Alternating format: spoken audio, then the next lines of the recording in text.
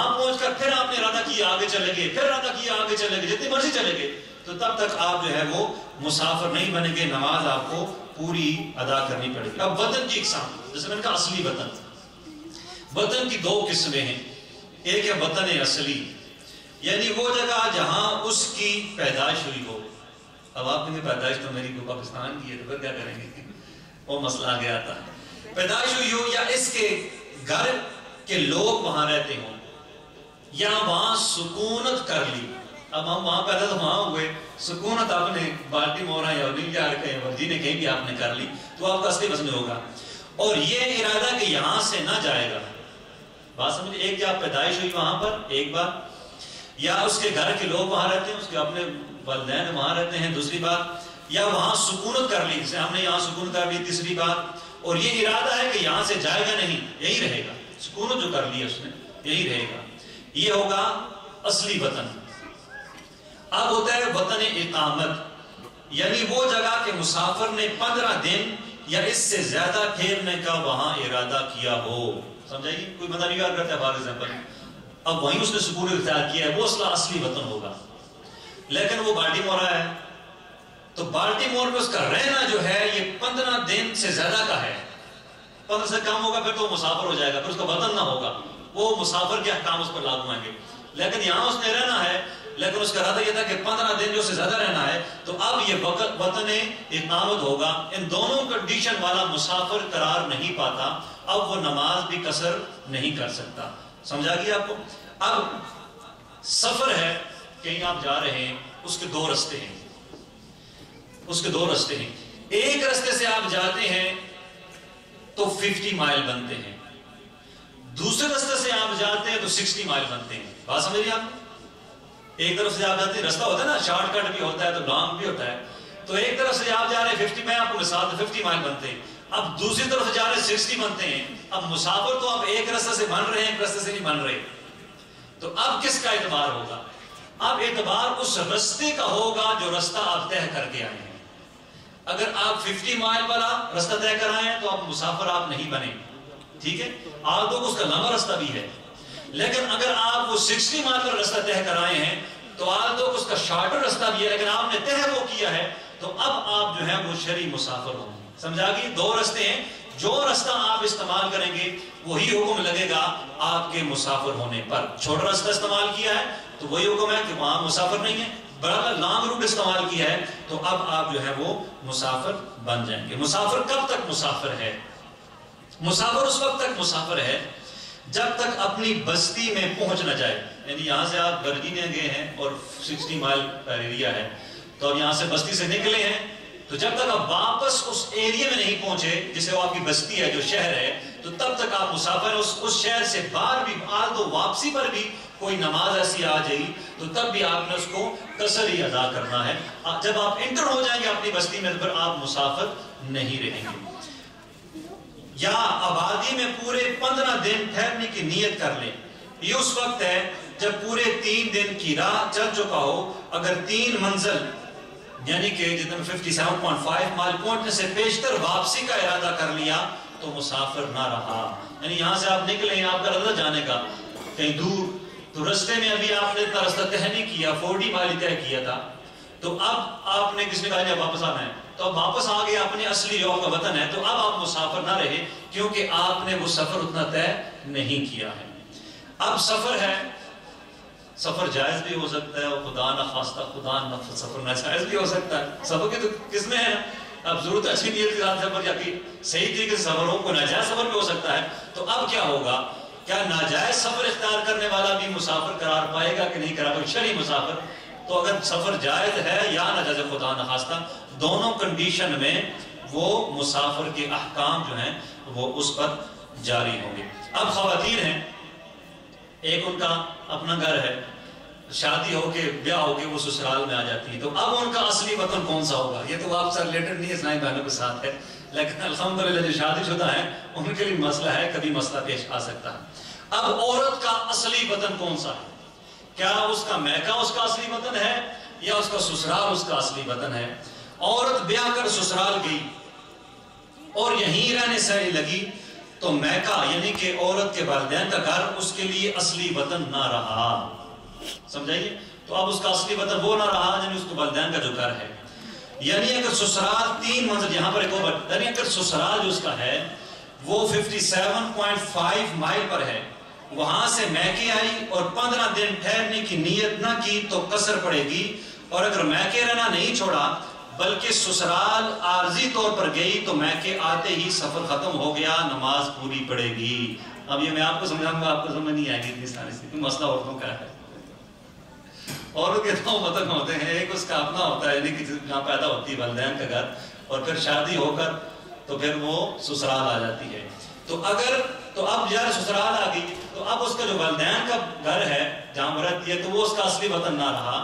جس گھر میں وہ رہ رہی آ کر تو اس گھر میں آ کر وہی رہتی ہے تو پھر وہ وہاں پر جو ہے اس کا اصلی وطن ہو گیا. اب یہاں پر قصر کرنا کیا واجب ہے؟ اگر کسی نے قصر نہیں کی تو وہ کیا حکم ہوگا؟ مسافر پر واجب ہے کہ نماز میں قصر کرے، یعنی 4 رکعت والے فرض کو 2 پڑھے. اس کے حق میں 2 رکعتیں ہی پوری نماز ہے، اور قصداً 4 پڑھیں اور 2 پر قاعدہ کیا تو فرض ادا ہوگے اور پچھلی 2 رکعتیں نفل ہوگی، مگر گناہگار ہوگا. یعنی کہ اس نے 2 پڑھنی تھی لیکن 4 پڑھ دی اس نے، لیکن دوسرے پر اس نے قاعدہ کیا ہے. دوسری رکعت پر، یا اس مسئلے ایک چیز یاد رکھنے، دوسری پر اس نے قاعدہ کیا ہے تو تب وہ 4 کے بعد اسلام پھیرے گا تو گل پہ پڑھ لیا اس نے 4 تو اس کی وہ 2 رکعتیں پہلے فرض ہو جائیں گی، آخری 2 جو ہے وہ نفل ہو جائیں گی. ہاں دوسرے پر اس نے قاعدہ نہیں کیا، سمجھائیے، اور اٹھ کھڑا ہوا دوسری پر. اب تیسری کا سجدہ کرنے سے پہلے اسے یاد آ گیا، اب واپس لوٹ جائے تحیات میں اور تحیات پڑھ کر سجدہ صاحب جو ہے وہ کر لے. لیکن اگر وہ تیسری کا سجدہ کر لیا تو اب اسے یاد ہے وہ میں تو قصر کرنی تھی، بات سمجھائے کہ نہیں؟ تو اب وہ 4تھی پڑھے گا لیکن یہ 4 رکعتیں نفل ہوں گی، فرض باطل ہو گئے. یہ 2 مسئلے یاد رکھیں. اگر اس نے قاعدہ کیا تھا دوسری پر تو 4 ہی اس نے پڑھ لی تو بھی اس کی نماز جو پہلی 2 فرض ادا ہو جائیں گے جو قصر کے تھے، دوسرے نفل ہو جائیں گے. لیکن اگر دوسری پر اس نے قاعدہ نہیں کیا، تحیات نہیں بیٹھا تو تیسری کا سجدہ کر لیا، اب وہ 4 پوری کرے گا لیکن 4 نفل ہوں گے، فرض ادا نہیں ہوں گے. 2 فرض اس کو دوبارہ ادا کرنے پڑیں گے. سمجھ آ رہی ہے آپ کو نا؟ الحمدللہ. اب قصر کے بدلے 4 کی نیت مان لی. آپ مسافر ہیں تو وہاں پڑھنی آپ نے 2 تھی قصر کی لیکن آپ نے 4 رکعت نیت کر لی.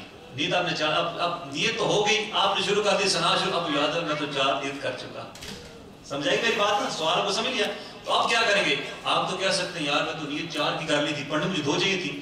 اب نیت ہو چکی تو آپ فوراً ہو سکتا ہے نماز ہی توڑ دیں. تو اس سلسلے میں کیا حکم ہے؟ اس میں حکم ہے مسافر نے قصر کے بجائے 4 رکعت فرض کی نیت باندھ دی، پھر یاد آنے پر 2 پر سلام پھیر دیا تو نماز ہو جائے گی. سمجھائیے؟ نیت 4 کی کر لی تھی قصر لیکن یاد ہے وہ تو میں تو قصر، تو اب 2 پر سے سلام پھیر لیا تو اس کی نماز ہو جائے گی. اسی طرح آپ مقیم ہیں، کہیں مسافر بنا تھا نا، مطلب لمبا ٹائم 10-12 دن تو قصر پڑھ کے اس کو قصر کی عادت پڑ گئی، اب وہ واپس اپنے گھر چلا گیا مقیم پر تو وہاں جا کر اس نے 2 ہی نیت لی، نیتی 4 تھی اس میں، تو اس کے لیے کیا حکم ہے؟ اس طرح مقیم نے 4 رکعت فرض کی جگہ 2 رکعت فرض کی نیت کی اور 4 پر سلام پھیرا تو اس کی نماز بھی ہو گئی. سمجھائیے؟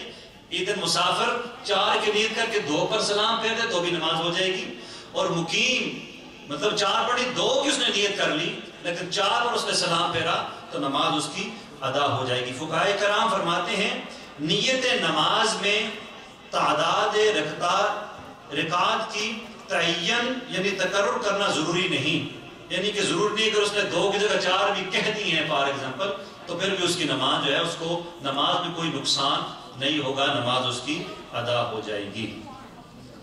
اب مسافر امام اور مقیم مقتدی،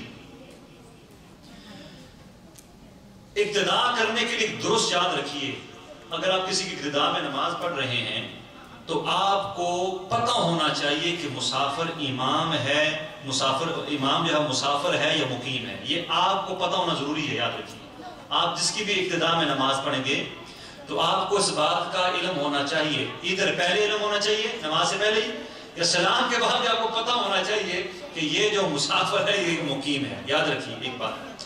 لیکن ابتدا درست ہونے کے لیے ایک شرط یہ بھی ہے کہ امام کا مقیم یا مسافر ہونا معلوم ہو، خواہ نماز شروع کرتے وقت معلوم ہو یا بعد میں. لہذا امام کو چاہیے کہ شروع کرتے وقت اپنا مسافر ہونا ظاہر کر دے، اور شروع میں نہ کہا تو بعد نماز کہہ دے کہ مقیم اسلامی بھائی اپنی نمازیں پوری کر لیں، میں مسافر ہوں. ایک مسئلہ میں اس پہ جاؤں گا تو بہت لمبا ہو جائے گا، لیکن ایک چیز میں آپ کو صرف بتانا چاہتا ہوں. اگر آپ مقیم ہیں اور جو امام ہے وہ مسافر ہے، سمجھائے گی نہیں، آپ نے عصر کی نماز ادا کرنی ہے یا عشاء کی کرنی ہے، 4 رکعت ظہر کی کرنی ہے، تو امام جو ہے اس نے کہا کہ میں مسافر ہوں، ٹھیک ہے، اور آپ کو پتا ہے یہ مسافر ہے تو 2 رکعتوں پر سلام پھیر دے گا. اب آپ کو کہ مقیم ہے آپ اس کے ساتھ سلام نہیں پھیریں گے، تو آپ اپنی بقیہ نماز کیسے ادا کریں گے؟ اس کا طریقہ یہ ہے کہ جب آپ اس کے پیچھے امام کے پیچھے تو نہیں کرنا پڑتا کہ مسافر امام ہے، امام ہی ہے، ٹھیک ہے، تو اب اس کے آپ نے نیت کر لی 4 رکعتوں کی، 2 رکعتوں کے بعد سلام پھیر دینا ہے. اب آپ کیونکہ مقیم ہیں اب آپ نے کھڑے ہو جانا ہے، اور دوسری جو 2 رکعتیں ہیں وہ آپ نے پڑھنی ہے. کیسے پڑھنی ہے؟ اس کا طریقہ یہ ہے کہ جتنی دیر سورہ فاتحہ پڑھتے ہیں اتنی دیر آپ نے تیسری اور چوتھی رکعت میں خاموش رہنا ہے. بات سمجھا کہ نہیں؟ جتنی دیر میں سورہ فاتحہ کی تلاوت کی جاتی ہے، جب وہ امام جو کہ مسافر ہے اس کی 2 رکعتوں پر سلام پھیرنے کے بعد مقیم جو مقتدی ہے وہ کھڑا ہو جائے گا، اور 2 رکعتیں جو وہ پڑھے گا تو وہ جو سورہ فاتحہ جو پڑھنی ہوتی ہے اتنی دیر میں وہ سورہ فاتحہ پڑھے گا نہیں، قرات نہیں کرے گا، بلکہ اتنی دیر وہ خاموش رہے گا پہلی رکعت میں بھی اور دوسری رکعت میں. باقی تسبیحات تکبیرات ساری اس نے پڑھنی ہے، تشہد ساری اس نے پڑھنی ہے بالکل، لیکن سورہ فاتحہ کی جگہ اس نے اتنی دیر اس نے خاموشی جو ہے وہ اختیار کرنی ہے. یہ بات سمجھا گئی کہ نہیں؟ اس بارے میں کوئی بات پوچھنی ہے؟ انڈرسٹینڈ؟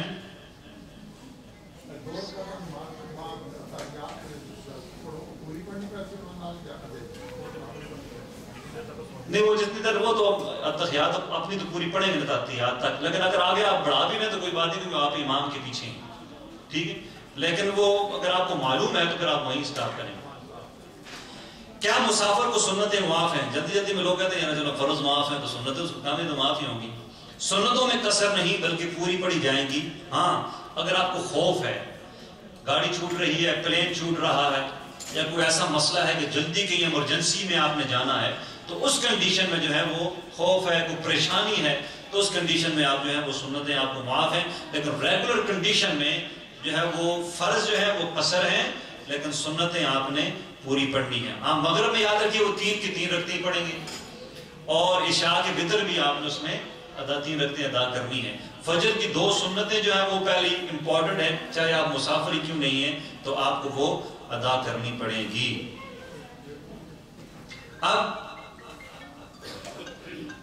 اب مسافر ہیں اور آپ کی نماز قضا ہوگی اور واپس آپ اپنے وطن میں آ گئے، اپنے گھر میں آ گئے، تو اب وہ جو سفر کے دوران نماز قضا ہوئی ہے، ویسے اتنا خیال کرتا کوئی نہیں ہے، میں ساتھ بتاؤں آپ کو، کاش کہ ہمیں سارے اللہ ماشاءاللہ 99.9% لوگ جو کہتے ہیں نماز کو اگر سیریس لیں، یقین مانے سارے مسائل جو ہمیں نظر آ رہے ہیں دائیں بائیں نظر ہی نہ آئے. سچی بات ہے، اتنا ڈیپلی کون سوچتا ہے. لیکن مسئلے کے طور پر یہاں پہ تو آپ کا ذہن بنا نا، مساجد میں آتے ہیں، آپ کا دل لگتا ہے، آپ نماز پڑھتے ہیں. ویسے یوزلی باہر دیکھیں تو لاتے بھی رہیں، جس طرح نہیں ہو، میں تو گاؤں کا مسئلہ ہے تو بکری کو اگر وہ پار کرانا ہو نا، وہ جو چھوٹی سی وہ نالی سی ہے تو وہ پیچھے ہوتی ہے، اس کو کھینچیں آپ رسی سے، وہ کہتی ہے کہ پتہ نہیں کہاں اتنا لمبا میں پار کروا رہا ہے کہ ڈبو نہ دے مجھے. تو اس طرح بندہ نا مسجد سے ذرا پیچھے کدھر آتا ہے، نیکی سے بندہ پیچھے اور گناہ میں آگے نعوذ باللہ من ذالک. اللہ ماشاءاللہ، اللہ حفاظت فرمائے، اللہ حفاظت فرمائے. تو جو نمازیں خدا نخواستہ کسی مسافر کی قضا ہو جاتی ہیں، تو جب وہ اپنے وطن میں آ جائے گا تو وہ قصر ہی ادا کرے گا، یعنی 2 رکعتیں ہی ادا کرے گا.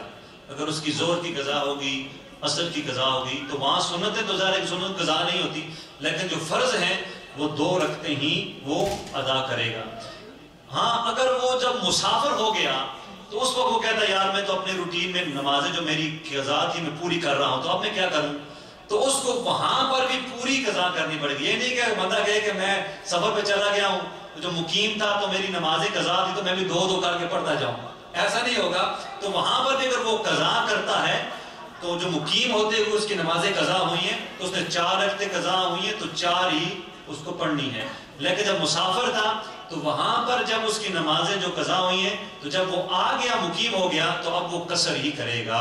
بات سمجھ آ گئی ایوری ون؟ میں بھی شروع کر دوں گا انشاءاللہ سے, مسئلہ کوئی نہیں ہے. قضا کو انگلش میں کیا کہتے ہیں, کیا نام ہے, بڑا مشکل کام ہے. میں تو اس دن سوچ رہا تھا اپنی نیکسٹ جنریشن کو یہ ایصال ثواب اگر سکھانا پڑے انگلش میں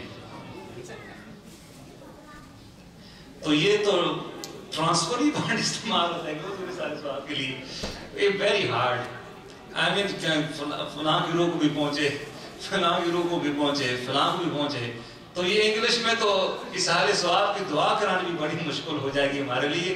کم از کم یہ تو اپنے بچوں کو اردو میں سکھا دیں گے. مر جائیں گے ہم تو پیچھے کہ یا اللہ میں نے قرآن پاک پڑھا ہے, اللہ کرے ایسا بچہ پڑھے, یا اللہ اس کا ثواب جو ہے وہ میرے والد گرامی کو پہنچا. جیسے میں نے پچھلا دفعہ کہا نا کہ کسی کے 4 بچے تھے, پچھلا دفعہ میں نے کہا تھا نا, تو 3 تو بڑے لائق تھے اس کے, ایک نہ لائق سا تھا. تو ہمارے یہاں تو یہ تو جو نالائق سا مدرسے باہر ہو جی, اور کوئی نہیں کرتا تو مدرسے سے پڑھے گا. اب وہ بہت ہو گئے ڈاکٹر جنہوں کی کتنی پوسٹ